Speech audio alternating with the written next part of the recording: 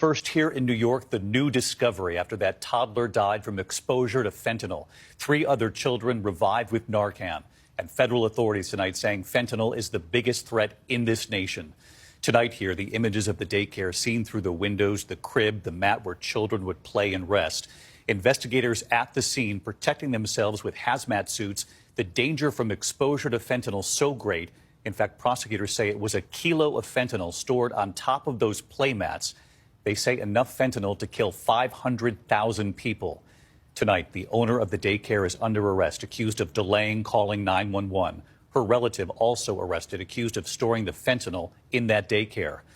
And 1-year-old Nicholas Dominici was pronounced dead at the hospital. He would have turned 2 years old in November.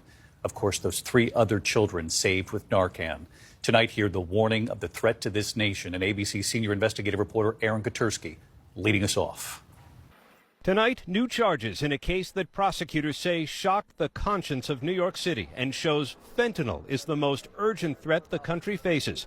The owner of a Bronx daycare and her alleged co-conspirator facing federal drug charges after a 1-year-old died, and 3 children were poisoned and had to be revived with Narcan after exposure to fentanyl. They were running a drug operation from a daycare center. A place where children should be kept safe, not surrounded by a drug that could kill them in an instant. Prosecutors say Gray Mendez, the owner of Divino Nino Daycare, and a relative, Carlito Acevedo Brito, stored a kilogram brick of fentanyl on top of children's playmats used at nap time.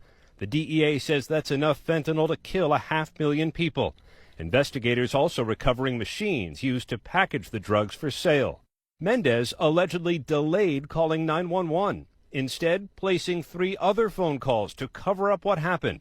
Prosecutors say her husband is seen on surveillance video carrying 2 full shopping bags out a back alley. All of that happened while the children, the babies, were suffering from the effects of fentanyl poisoning and in desperate need of help.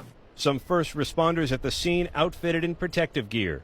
As I when you received the report that Battalion 27's on scene, they have an unknown substance in the basement.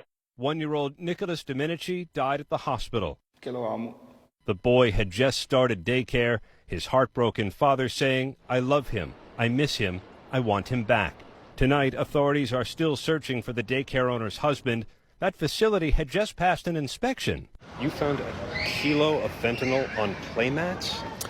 This is unfortunately the circumstances that are playing out across the United States, and specifically here in New York, where these drug traffickers are mixing fentanyl and other drugs, and they're creating this atmosphere of lethality.